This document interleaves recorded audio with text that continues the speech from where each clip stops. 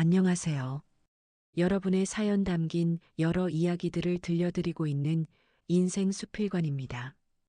오늘 들려드릴 이야기는 아내가 세상을 떠난 지 3년이 지난 어느 날 늘 조용하고 착하기만 했던 장모님이 갑자기 눈물을 쏟으며 제 집을 찾아와 딱 한 번만 중매 자리에 나가 달라고 애원했고 그 부탁을 들어준 선택이 단순한 재혼 문제가 아니라 제 삶과 재산을 둘러싼 예상치 못한 사건의 시작이었다는 이야기입니다. 이 이야기는 제 지인을 통해 정리해 전해드리는 사연이며 평범한 가족관계 속에서 벌어진 일이 어떻게 점점 이상한 방향으로 흘러갔는지를 담고 있습니다. 숨막히는 오늘의 이야기 끝까지 들어보세요. 구독과 좋아요, 알림 설정은 영상 제작에 큰 힘이 됩니다. 자, 그럼 오늘의 사연 함께 들어보시죠. 저는 수도권의 20년 된 아파트에서 혼자 살고 있는 42세 이준호입니다. 중견 건설회사 재무팀에서 근무하고 있고 아내가 세상을 떠난 이후로는 조용한 생활을 이어가고 있습니다. 여러분은 이런 장모님이 갑자기 재혼을 강하게 부탁한다면 어떻게 하실 것 같나요? 저는 지인의 소개로 제 이야기를 정리해 이렇게 들려드리게 되었습니다. 아내가 떠난 뒤 제 생활은 크게 변하지 않은 채 반복되고 있었습니다. 아침에 출근해 숫자와 서류를 정리하고 퇴근하면 조용한 집으로 돌아오는 일상이었습니다. 주말이면 근처 재래시장에서 장을 보고 집에 돌아와 간단히 식사를 해결하며 시간을 보냈습니다. 집 안에는 여전히 아내가 쓰던 물건들이 정리된 채 그대로 남아 있었습니다. 장모님은 그런 제 생활을 늘 걱정하던 분이었습니다. 김장철이면 김치를 보내주시고 명절이 다가오면 꼭 전화를 걸어 안부를 물으셨습니다. 겉으로는 담담했지만 딸을 잃은 이후 저를 더 살피려는 마음이 느껴지곤 했습니다. 그날도 평소와 같은 퇴근길이었습니다. 저녁 7시가 조금 넘은 시간 집 앞에 도착했을 때 현관 앞에 익숙한 신발이 보였습니다. 문 앞에 서 계신 분은 장모님이었습니다. 그런데 모습이 평소와 달랐습니다. 단정하던 얼굴이 잔뜩 붉어져 있었고 눈이 심하게 부어 있었습니다. 저를 보자마자 장모님은 아무 말도 하지 못한 채 눈물을 쏟아내셨습니다. 이서방 잠깐 이야기 좀 하자. 떨리는 목소리였습니다. 저는 급히 문을 열고 장모님을 집 안으로 모셨습니다. 거실에 앉으신 장모님은 한동안 고개를 숙인 채 말을 꺼내지 못했습니다. 손수건으로 눈가를 계속 닦으면서 숨을 고르는 모습이었습니다. 저는 물을 한 잔 건네며 조심스럽게 상황을 물었습니다. 장모님, 무슨 일 있으세요? 장모님은 제 질문에 바로 답하지 않았습니다. 잠시 후 제 손을 붙잡으며 낮은 목소리로 말을 꺼냈습니다. 이서방, 나 소원 하나만 들어주면 안 될까? 그 말은 예상하지 못한 부탁이었습니다. 장모님이 저에게 무언가를 간절히 요구하는 모습은 처음이었기 때문입니다. 저는 당황하면서도 조심스럽게 되물었습니다. 무슨 소원이세요? 장모님은 잠깐 눈을 감았다가 다시 떴습니다. 그리고 어렵게 입을 열었습니다. 딱 한 번만 중매 자리 나가줘. 순간 머릿속이 멈춘 느낌이었습니다. 재혼 이야기였습니다. 저는 곧바로 고개를 저었습니다. 아내를 떠나보낸 이후 누군가를 다시 만나는 일은 전혀 생각해 본 적이 없었습니다. 저는 아직 그런 생각 없습니다, 장모님. 제 말은 조심스러웠지만 분명한 거절이었습니다. 그런데 그 말을 듣자 장모님의 눈물이 더 심하게 쏟아졌습니다. 이서방 혼자 사는 거 내가 볼 때마다 마음이 무너져. 장모님의 목소리는 단순한 걱정 이상으로 절박하게 들렸습니다. 그 표정에는 슬픔과 함께 설명하기 어려운 불안이 섞여 있었습니다. 장모님은 계속 제 손을 놓지 않은 채 말을 이었습니다. 딱 한 번이면 돼. 그 뒤로는 절대 이런 부탁 안 할게. 그 간절함이 평소와 너무 달랐습니다.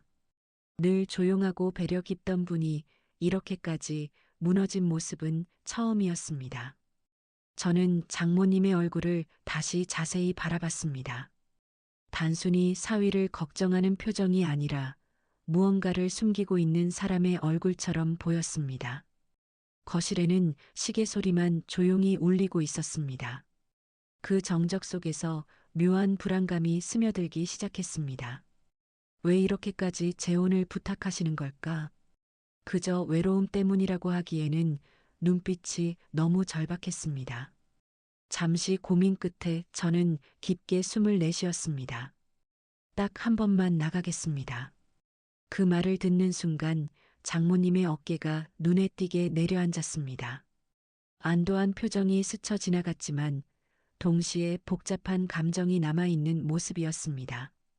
그래, 한 번이면 돼. 그것만으로도 충분해. 장모님은 그렇게 말하며 고개를 연신 끄덕였습니다. 그날 저는 그 부탁이 단순한 중매 제안이라고만 생각했습니다. 하지만 그 눈물 어린 부탁 뒤에 제가 전혀 예상하지 못했던 이유가 숨겨져 있다는 사실을 그때의 저는 전혀 알지 못했습니다. 장모님과의 약속 이후 며칠 동안 제 마음은 묘하게 불편했습니다. 딱 한 번만 나가달라는 말이 머릿속에서 계속 맴돌았기 때문입니다.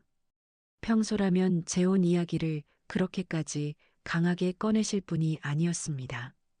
그런데도 장모님은 날짜와 장소까지 미리 정해두신 상태였습니다. 약속 장소는 동네가 아닌 제가 자주 가지 않는 고급 한정식집이었습니다. 장모님은 조용하고 편한 자리라고만 말씀하셨습니다. 하지만 그 표현과 달리 지나치게 준비된 느낌이 들었습니다.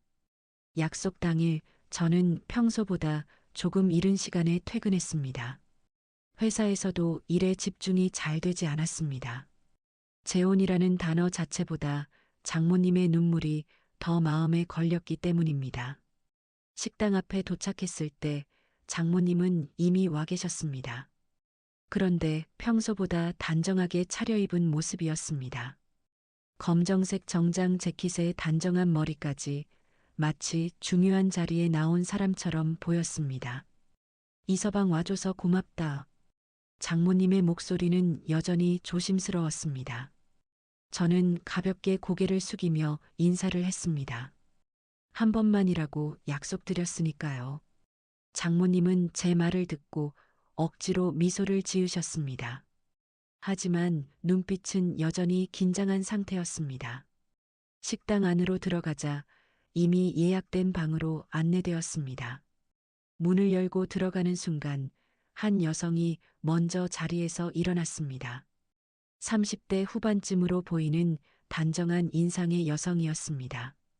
짙지 않은 화장에 차분한 정장 차림이었고 첫인상은 지나치게 침착했습니다. 처음 뵙겠습니다. 윤서연이라고 합니다. 목소리는 낮고 안정적이었습니다.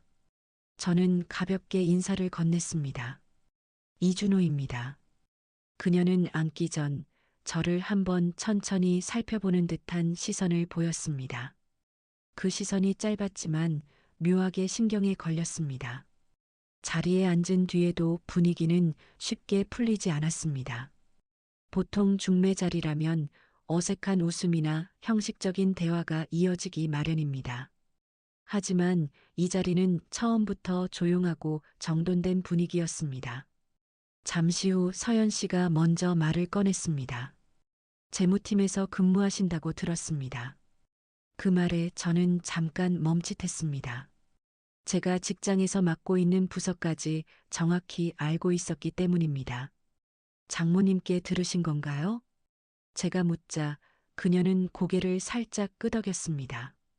하지만 그 반응은 어딘가 자연스럽지 않았습니다. 식사가 시작되었고 대화는 형식적으로 이어졌습니다. 그러나 시간이 지날수록 이상한 점이 하나둘 느껴지기 시작했습니다. 서연 씨는 제 생활 패턴을 지나치게 잘 알고 있었습니다. 퇴근 시간이 보통 늦으시죠? 혼자 장 보시는 편이라고 들었습니다. 그 말들은 평범한 정보처럼 들렸지만 너무 구체적이었습니다. 저는 장모님을 잠깐 바라봤습니다. 장모님은 눈을 피한 채 식사만 하고 계셨습니다. 그 모습이 더 이상하게 느껴졌습니다. 잠시 후 서연 씨가 다시 말을 이었습니다. 혼자 사신 지 3년 되셨다고 들었습니다. 그 말이 나오자 분위기가 잠깐 멈춘 듯 조용해졌습니다. 보통 중매 자리에서 쉽게 꺼내지 않는 이야기였습니다. 저는 짧게 대답했습니다. 네, 그렇습니다. 그녀는 고개를 끄덕이며 조용히 말을 덧붙였습니다. 혼자 사시는 분들은 생활 관리가 중요하거든요. 그 말은 겉으로는 평범했지만 어딘가 의도가 담긴 말처럼 들렸습니다. 식사가 중반쯤 진행될 무렵 저는 또 하나의 위화감을 느꼈습니다. 서연 씨의 질문은 감정적인 내용이 거의 없었습니다. 취미나 성격이 아닌 생활과 상황에 대한 질문이 대부분이었습니다. 마치 사람을 알아가는 대화가 아니라 어떤 정보를 확인하는 대화처럼 느껴졌습니다. 그때였습니다. 서연 씨가 자연스럽게 말을 꺼냈습니다. 아파트는 계속 그대로 거주 중이시죠? 저는 숟가락을 잠시 내려놓았습니다. 그 질문은 선을 넘은 느낌이었습니다. 네, 그런데 그건 어떻게? 말을 끝내기 전 장모님이 급하게 말을 끊었습니다. 내가 이야기했다. 이서방. 장모님의 목소리는 평소보다 훨씬 작았습니다. 그리고 그 손이 미묘하게 떨리고 있었습니다. 그 순간 단순한 중매 자리가 아니라는 생각이 강하게 들기 시작했습니다. 너무 많은 정보가 이미 공유된 상태였기 때문입니다. 식당 안의 공기는 조용했지만 묘하게 무거웠습니다. 서연 씨는 여전히 침착한 표정을 유지하고 있었습니다. 반면 장모님은 계속 물컵만 만지작거리며 말을 아끼고 있었습니다. 저는 그 두 사람 사이의 분위기를 천천히 살폈습니다. 처음에는 단순한 소개 자리라고 생각했지만 지금은 무언가 준비된 만남이라는 느낌이 점점 강해지고 있었습니다. 식사가 끝나갈 무렵 서연 씨는 더 이상 사적인 질문을 하지 않았습니다. 대신 조용히 저를 바라보다가 한마디를 덧붙였습니다. 오늘 자리는 그냥 인사 자리라고 생각하시면 됩니다. 그 말은 이상하게도 더 의미심장하게 들렸습니다. 식당을 나서는 순간 저는 확신하게 되었습니다. 이 자리는 단순한 재혼 중매가 아니었습니다.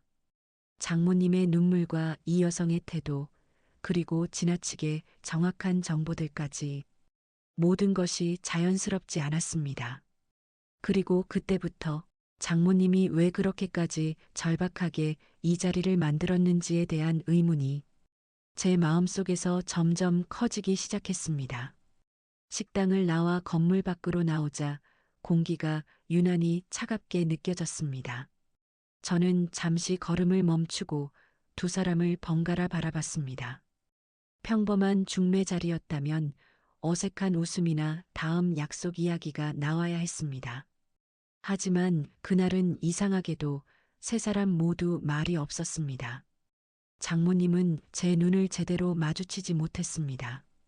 윤서연 씨는 침착한 표정으로 조용히 서 있었고 마치 기다리고 있는 사람처럼 보였습니다. 장모님, 잠깐 이야기 좀 하시죠. 제가 먼저 입을 열자 장모님은 순간 움찔하셨습니다. 그리고 고개를 끄덕이며 근처 카페로 자리를 옮기자고 하셨습니다. 카페 안으로 들어가 창가 쪽 자리에 앉았을 때 분위기는 더 조용해졌습니다. 주문한 커피가 나오기 전까지 아무도 말을 꺼내지 않았습니다. 그 정적이 오히려 더 불편하게 느껴졌습니다. 저는 결국 조심스럽게 질문을 던졌습니다. 장모님, 그냥 중매 자리 맞습니까? 그 질문이 나오자 장모님의 손이 멈췄습니다. 컵을 잡고 있던 손끝이 미세하게 떨리고 있었습니다. 잠시 후 장모님은 깊게 한숨을 내쉬었습니다. 이서방 미안하다. 그 한마디에 제 마음이 더 무거워졌습니다. 단순한 사과의 느낌이 아니었기 때문입니다. 윤서연 씨는 그때까지 아무 말 없이 상황을 지켜보고 있었습니다. 마치 지금부터 본론이 시작될 것을 알고 있는 사람처럼 침착했습니다. 장모님은 가방에서 두꺼운 서류 봉투 하나를 꺼냈습니다. 그 봉투는 꽤 오래 보관한 듯 가장자리가 조금 달아 있었습니다. 이거 먼저 좀 봐라. 저는 조심스럽게 봉투를 받아 열었습니다. 안에는 낯익은 서류들이 정리되어 있었습니다. 아내의 사망보험금 관련 자료와 제 명의의 자산 내역 일부였습니다. 순간 머릿속이 복잡해졌습니다. 이게 왜 장모님께 있습니까? 제 목소리는 자연스럽게 낮아졌습니다. 장모님은 바로 대답하지 못하고 고개를 숙였습니다. 윤서연 씨가 조용히 말을 이어받았습니다. 제가 먼저 설명드리는 게 좋을 것 같습니다. 그녀의 말투는 여전히 차분했지만 이번에는 분명한 목적이 담겨 있었습니다. 이준호님 자산 관련 조회 기록이 최근 몇 달 사이 반복적으로 발생했습니다. 저는 순간 말을 이해하지 못했습니다. 조회 기록이요? 제가 한 게 아닌데요. 그녀는 고개를 천천히 끄덕였습니다. 그래서 더 문제인 겁니다. 카페 안의 소음이 멀게 느껴질 정도로 집중이 됐습니다. 서연 씨는 노트북 대신 인쇄된 자료 몇 장을 꺼내 테이블 위에 펼쳤습니다. 거기에는 제 이름과 일부 금융 관련 조회 흔적이 정리되어 있었습니다. 최근 6개월 동안 외부에서 반복적으로 금융정보 접근 시도가 있었습니다. 그 말을 듣는 순간 등골이 서늘해졌습니다. 저는 그런 조회를 요청한 적이 단 한 번도 없었습니다. 누가 왜 그런 짓을 합니까? 제가 묻자 장모님이 급하게 입을 열었습니다. 그래서 내가 불안해서 그랬다. 이서방. 장모님의 목소리는 떨리고 있었습니다. 그 눈에는 단순한 걱정이 아니라 두려움이 담겨 있었습니다. 혼자 사는 거 보고 계속 마음이 걸렸다. 그제야 저는 장모님의 행동이 단순한 재혼 권유가 아니었을 수도 있다는 생각이 들기 시작했습니다. 윤서연 씨는 조용히 말을 이어갔습니다. 배우자를 잃고 혼자 거주하는 자산 보유자를 노리는 금융 사기 사례가 최근 늘고 있습니다. 그 말은 너무 현실적이어서 오히려 더 충격적이었습니다. 장모님은 손수건으로 눈을 닦으며 고개를 숙였습니다. 딸 보내고 이서방까지 무슨 일 생길까봐 내가 계속 지켜봤다. 그 말은 처음 듣는 이야기였습니다. 저는 장모님을 바라보며 말을 잇지 못했습니다. 그래서 중매 형식으로 만남을 만든 겁니다. 윤서연 씨의 한마디가 상황을 정리해 주었습니다. 저는 순간 멍해졌습니다. 재혼 자리가 아니라는 느낌이 점점 확실해지고 있었습니다. 중매가 아니라 확인 자리였다는 겁니까?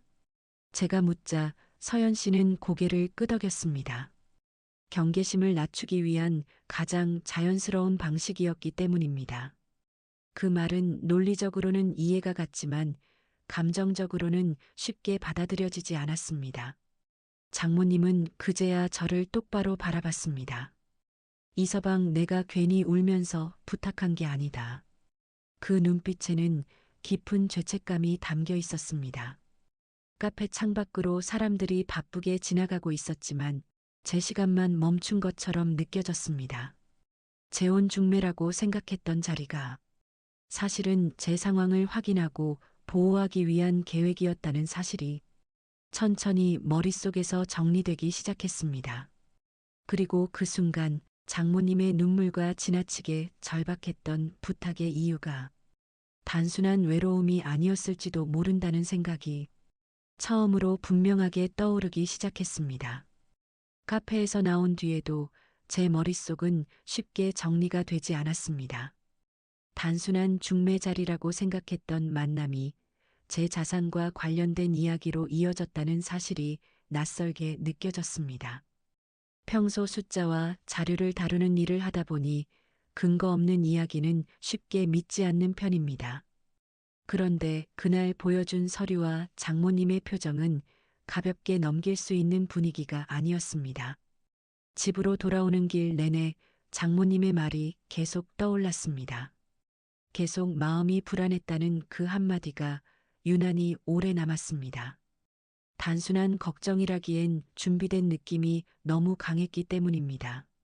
며칠 후, 저는 평소처럼 회사로 출근했습니다. 재무팀 사무실은 늘 그렇듯 조용했고 서류 더미와 결제 문서들이 책상 위에 쌓여 있었습니다. 일에 집중하려 했지만 자꾸 카페에서 들었던 이야기가 머릿속을 스쳤습니다. 점심시간 무렵 회사 메일을 정리하던 중 낯선 알림 하나가 눈에 들어왔습니다. 금융 관련 조회 안내 메일이었습니다. 내용을 확인하는 순간 손이 잠시 멈췄습니다. 최근 제 명의로 자산조회 요청이 접수되었다는 기록이 남아 있었습니다.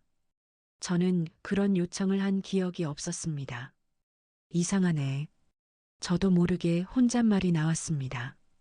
평소 금융 관련 메일은 꼼꼼히 확인하는 편이었기 때문에 더 신경이 쓰였습니다. 메일을 자세히 살펴보니 조회 시점이 퇴근 이후 시간대였습니다. 그 시간에는 집에 혼자 있었던 날이 대부분이었습니다. 외부에서 접속된 기록이라는 문구가 유난히 눈에 들어왔습니다. 그날 저녁 퇴근 후 집에 돌아와 노트북을 켜고 관련 기록을 다시 확인했습니다. 서연 씨가 보여줬던 자료와 시점이 비슷했습니다. 우연이라고 보기엔 반복 횟수가 많았습니다. 그 순간 카페에서의 대화가 떠올랐습니다. 혼자 사는 사람의 자산을 노리는 사례가 있다는 말이었습니다. 잠시 망설이다가 장모님께 전화를 걸었습니다. 장모님, 잠깐 여쭐 게 있습니다. 전화기 너머로 잠시 정적이 흘렀습니다. 그리고 조심스러운 목소리가 들려왔습니다.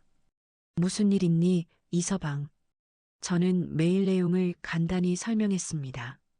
그러자 장모님의 숨소리가 순간 거칠어졌습니다. 그게 또 왔구나. 그 반응이 이상했습니다. 처음 듣는 이야기라면 놀라거나 되묻는 게 자연스러웠을 텐데 마치 이미 알고 있던 사람의 반응이었습니다. 장모님, 혹시 예전에도 이런 일이 있었습니까? 제가 묻자 장모님은 잠시 말을 잇지 못했습니다. 그리고 한참 뒤에야 낮은 목소리로 답했습니다. 1년 전부터 이상한 전화가 몇 번 왔었다. 그 말에 저는 몸을 바로 세웠습니다. 처음 듣는 이야기였습니다. 장모님은 천천히 말을 이어갔습니다. 이서방 재산관리 도와주겠다는 사람들, 투자 상담이니 뭐니 하면서 계속 연락이 왔다. 그제야 퍼즐이 조금씩 맞춰지기 시작했습니다. 저는 그런 전화를 받은 적이 거의 없었습니다. 하지만 가족을 통해 정보를 수집하는 방식이라면 이야기가 달라집니다. 그래서 서연 씨를 만나신 겁니까? 제 질문에 장모님은 조용히 그래라고 대답했습니다. 목소리에는 여전히 불안이 묻어 있었습니다. 그 사람 자산관리 쪽 전문가라고 해서 내가 먼저 찾아갔다. 저는 잠시 말을 잇지 못했습니다. 장모님이 혼자 그런 판단을 했다는 사실이 의외였기 때문입니다. 며칠 뒤 서연 씨에게서 짧은 연락이 왔습니다. 제 금융 계정 보안 점검이 필요하다는 내용이었습니다. 단순한 조언이라고 하기엔 타이밍이 절묘했습니다. 저는 약속을 잡고 다시 만났습니다. 이번에는 조용한 사무실이었습니다.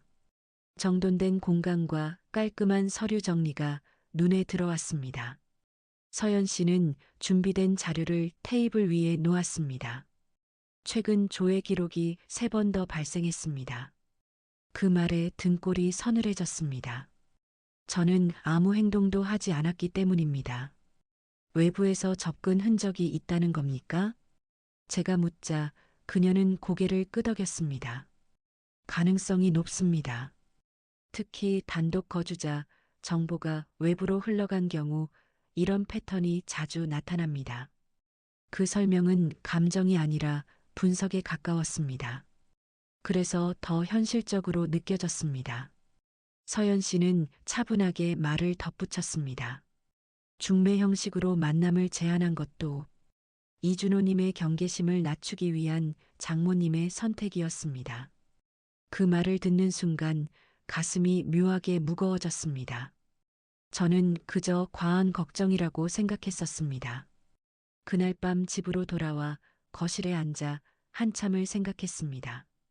아내가 떠난 뒤 저는 스스로 조용히 살아간다고 믿고 있었습니다.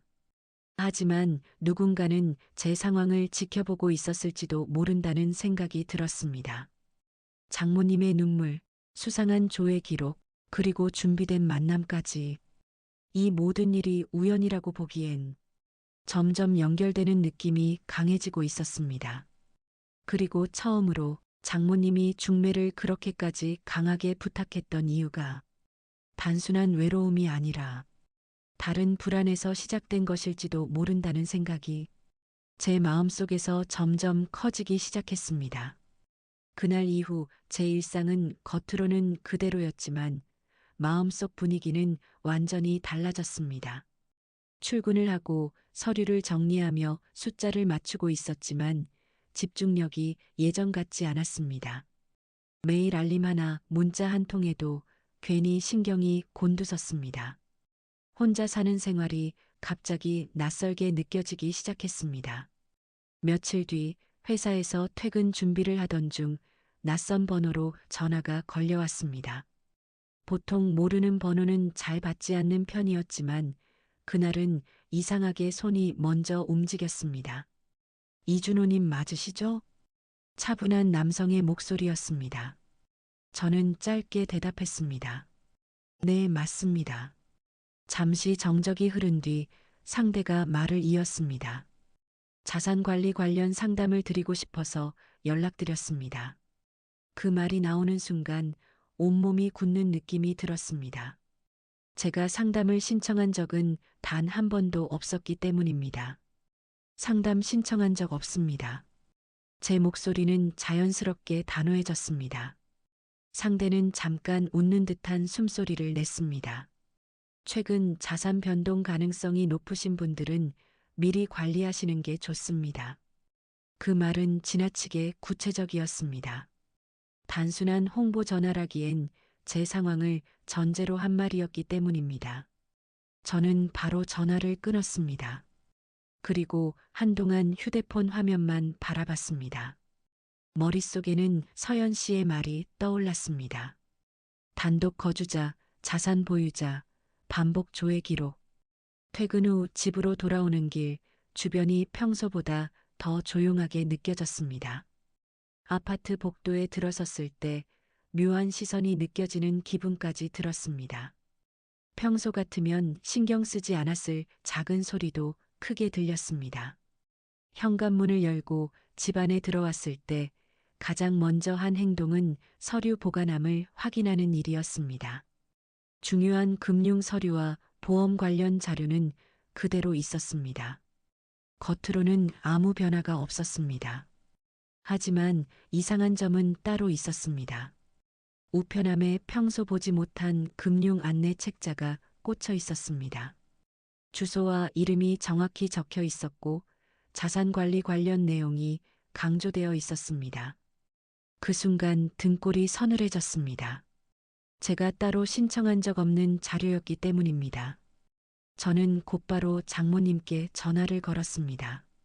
장모님, 요즘 이상한 연락 받은 적 있으십니까? 전화기 너머로 잠시 숨을 고르는 소리가 들렸습니다.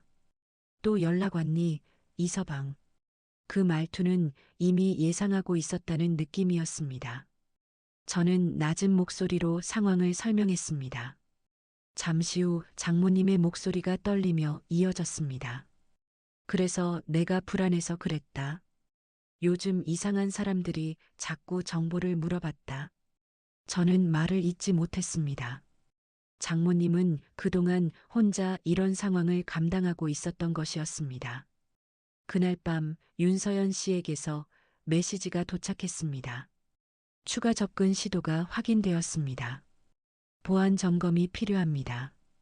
짧은 문장이었지만 무게감이 컸습니다. 다음 날 서연 씨를 다시 만났을 때 그녀는 새로운 자료를 보여주었습니다. 조회 기록의 횟수가 더 늘어 있었고 시간대도 일정한 패턴을 보이고 있었습니다. 특정 대상이 장기적으로 정보를 수집하는 방식입니다. 그녀의 설명은 감정이 아닌 분석이었습니다. 그래서 더 현실적으로 들렸습니다. 저는 조용히 물었습니다. 제가 표적이 된 겁니까? 서연 씨는 잠시 말을 멈췄다가 고개를 끄덕였습니다. 가능성이 높습니다. 배우자를 잃고 혼자 거주하며 자산이 확인된 경우 접근 대상이 되는 사례가 실제로 존재합니다. 그 말을 듣는 순간 머릿속이 복잡해졌습니다. 저는 그저 조용히 살아왔다고 생각했습니다. 하지만 누군가는 제 상황을 오래전부터 파악하고 있었던 것입니다. 장모님의 눈물 어린 부탁이 떠올랐습니다. 단순한 재혼 이야기가 아니라 불안 속에서 나온 선택이었을지도 모른다는 생각이 점점 강해졌습니다. 집으로 돌아와 거실에 앉아 조용히 주변을 둘러봤습니다. 익숙한 공간이었지만 이전과는 다른 느낌이 들었습니다. 혼자라는 사실이 처음으로 크게 실감났습니다. 그리고 동시에 깨닫게 되었습니다. 최근의 전화, 반복된 조회 기록, 장모님에게 먼저 접근했던 수상한 연락들까지 이 모든 일들이 우연이 아니라 하나의 흐름처럼 이어지고 있다는 사실을 말입니다. 그날 밤 저는 처음으로 확신하게 되었습니다. 누군가가 제 재산을 단순한 숫자가 아니라 목표로 삼고 접근하고 있을지도 모른다는 것을, 그리고 장모님이 울면서까지 중매 자리를 만들었던 이유가 외로움 때문이 아니라 저를 지키기 위한 절박한 선택이었을 가능성이 현실로 다가오기 시작했습니다. 그날 이후 저는 단순히 불안해하는 수준을 넘어서 상황을 정리해 보기로 마음먹었습니다. 막연한 두려움만으로는 아무것도 해결되지 않는다는 생각이 들었기 때문입니다.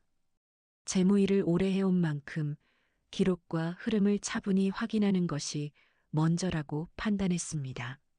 주말 아침 저는 그동안 받은 메일과 문자 그리고 통화 기록을 하나씩 정리했습니다. 낯선 번호로 온 연락 시점과 금융 조회 안내 메일의 날짜를 비교해 보니 묘하게 겹치는 부분이 있었습니다. 특히 제가 회사에 있거나 집에 혼자 있는 시간대에 집중되어 있었습니다. 정리된 내용을 보면서 마음이 점점 무거워졌습니다. 이 상황이 단순한 우연이 아니라 누군가의 계획된 접근일 수도 있다는 생각이 강해졌기 때문입니다. 그날 오후 저는 윤서연 씨와 다시 만나기로 했습니다. 이번에는 그녀가 사용하는 사무실이 아닌 조용한 상담 공간이었습니다. 서류와 노트북이 정리된 테이블 위에는 이미 몇 장의 자료가 놓여 있었습니다. 최근 일주일 사이 조회 시도가 2번 더 있었습니다. 그녀의 말은 짧았지만 무게감이 컸습니다. 저는 순간 말을 잇지 못했습니다. 제가 아무것도 안 했는데도 계속 발생하는 겁니까? 제가 묻자 그녀는 차분하게 고개를 끄덕였습니다. 외부에서 기본 정보가 확보된 경우 이런 접근이 반복됩니다.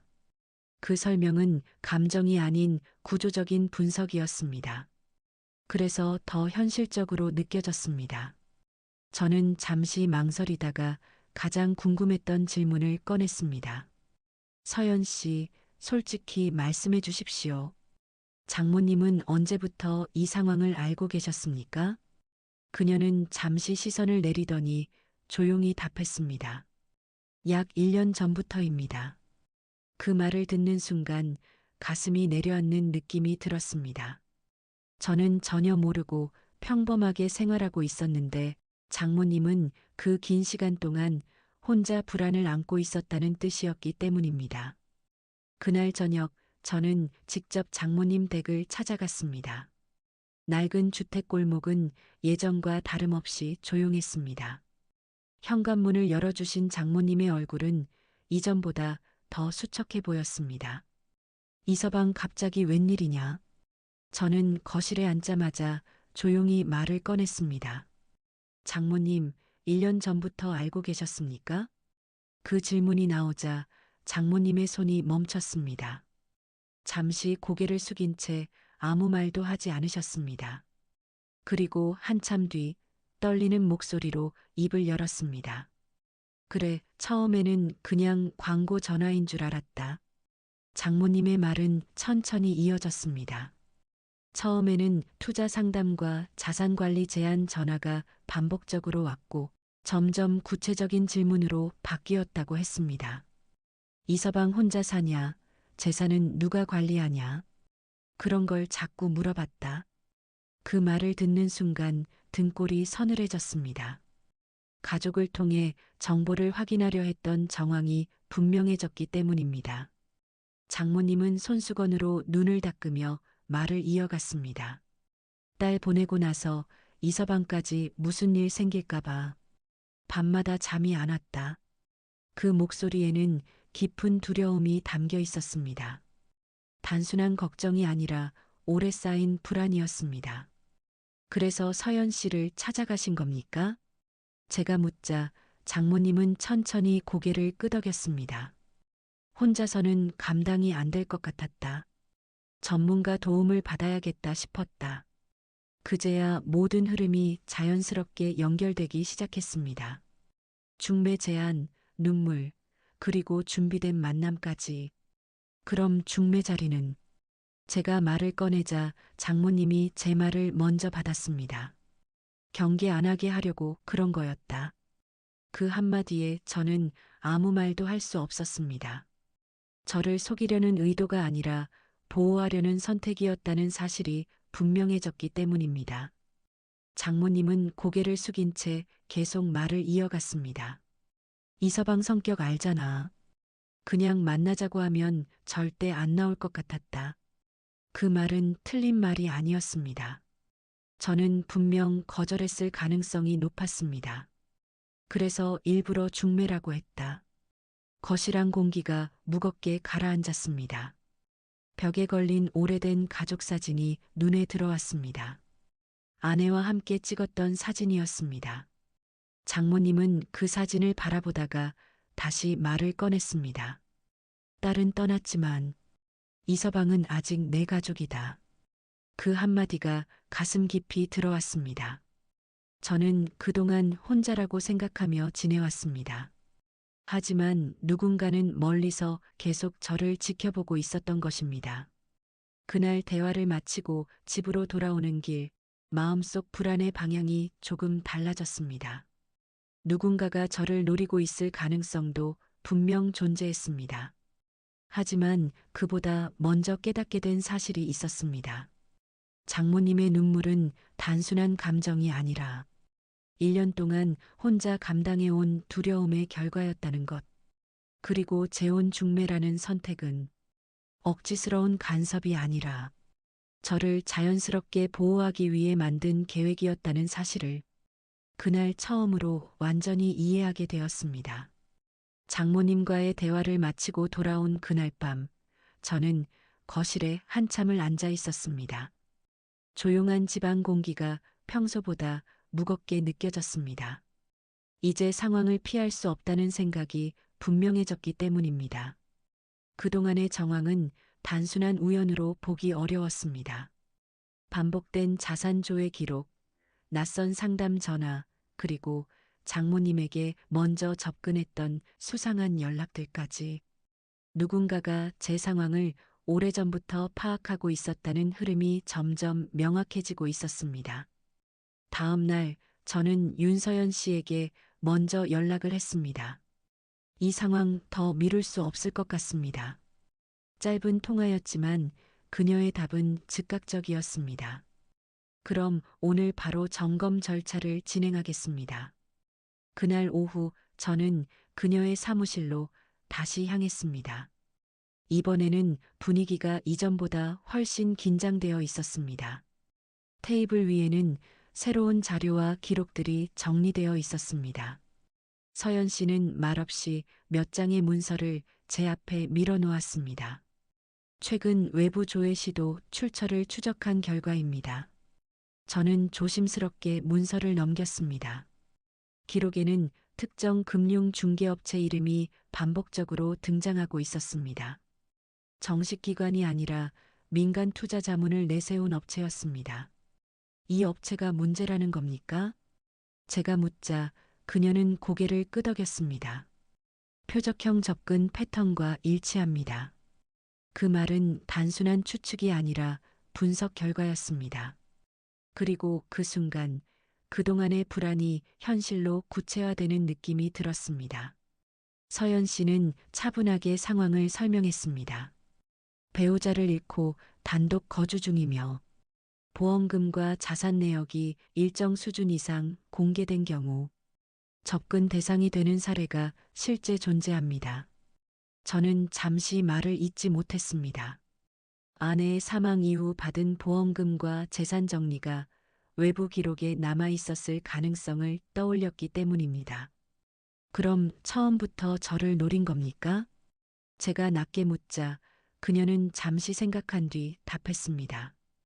가능성이 매우 높습니다. 사무실 안 공기가 조용히 가라앉았습니다. 저는 문서를 내려놓고 천천히 숨을 고르기 시작했습니다.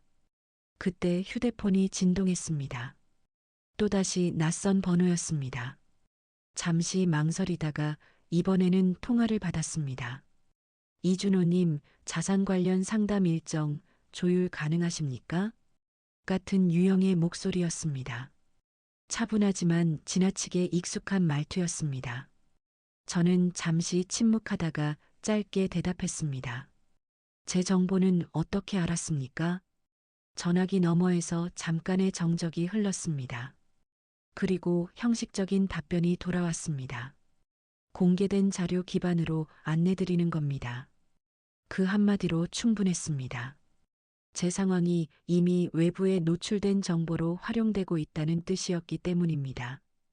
저는 더 이상 대화를 이어가지 않고 전화를 끊었습니다. 서연 씨는 그 상황을 조용히 지켜보다가 말을 꺼냈습니다. 지금 단계에서 가장 중요한 건 대응 방향입니다. 그녀는 보안 강화 절차와 금융정보 차단 조치를 하나씩 설명했습니다. 계정 접근 이력 점검, 개인정보 보호 설정 변경, 금융기관 통보까지 모든 과정이 체계적으로 정리되어 있었습니다. 저는 그 설명을 들으며 한 가지 사실을 분명히 깨달았습니다. 이 문제는 단순한 불안이 아니라 실제 위험 가능성이 있는 상황이라는 점이었습니다. 그날 저녁 장모님께 다시 전화를 드렸습니다. 장모님, 이제 상황을 확실히 알 것 같습니다. 전화기 너머로 조심스러운 목소리가 들렸습니다. 큰일은 없는 거냐, 이서방. 그 목소리에는 여전히 불안이 묻어 있었습니다. 아직 피해는 없습니다. 하지만 누군가가 계속 접근을 시도한 건 맞습니다. 잠시 침묵이 흐른 뒤 장모님의 숨소리가 떨렸습니다. 그래서 내가 그랬다. 괜히 중매 얘기 꺼낸 게 아니다. 그 말은 변명이 아니라 고백에 가까웠습니다. 저는 창밖을 바라보며 천천히 대답했습니다. 이제 이해합니다, 장모님. 그 한마디를 하는 순간 마음속 긴장이 조금씩 풀리기 시작했습니다. 그동안 저는 혼자 조용히 살아가고 있다고 생각했습니다. 누구에게도 방해받지 않는 평범한 삶이라고 믿었습니다. 하지만 현실은 달랐습니다. 누군가는 제 상황을 분석하고 있었고, 누군가는 저를 표적으로 접근하고 있었으며, 그리고 한 사람은 그 모든 가능성을 먼저 눈치채고 있었습니다. 장모님의 눈물 어린 부탁이 떠올랐습니다. 그것은 재혼을 강요하는 행동이 아니라 위험을 자연스럽게 막기 위한 마지막 선택이었습니다. 그날 밤 저는 처음으로 결심했습니다. 더 이상 상황을 수동적으로 받아들이지 않겠다고. 그리고 제 삶과 재산, 그리고 가족의 평온을 지키기 위해 정면으로 이 상황과 마주하기로 마음먹었습니다. 그 이후로 저는 더 이상 상황을 방치하지 않기로 했습니다. 서연 씨의 조언에 따라 금융 보안 절차를 하나씩 진행하기 시작했습니다. 계좌 접근 이력 점검, 개인정보 보호 설정 변경, 그리고 금융기관 상담까지 차분하게 이어졌습니다. 처음에는 번거로운 절차처럼 느껴졌지만 진행할수록 필요성을 실감하게 되었습니다. 며칠 뒤 금융기관에서 공식 확인 연락이 왔습니다. 최근 외부 조회 시도가 반복적으로 발생한 기록이 실제로 남아있다는 내용이었습니다. 직접적인 피해는 없었지만 장기적인 접근 가능성이 있다는 설명도 함께 전달되었습니다. 전화를 끊은 뒤 한동안 아무 말도 할 수 없었습니다. 막연한 불안이라고 생각했던 상황이 사실로 확인되는 순간이었기 때문입니다. 그리고 동시에 한 가지 생각이 또렷하게 떠올랐습니다. 장모님은 이 상황을 훨씬 이전부터 혼자 감당하고 있었다는 사실이었습니다. 그날 저녁 저는 장모님 댁으로 다시 찾아갔습니다. 현관 앞에 서자 익숙한 풍경이 보였지만 마음은 전과 달랐습니다. 문을 열어주신 장모님은 저를 보자마자 놀란 표정을 지으셨습니다. 이서방 무슨 일 있니?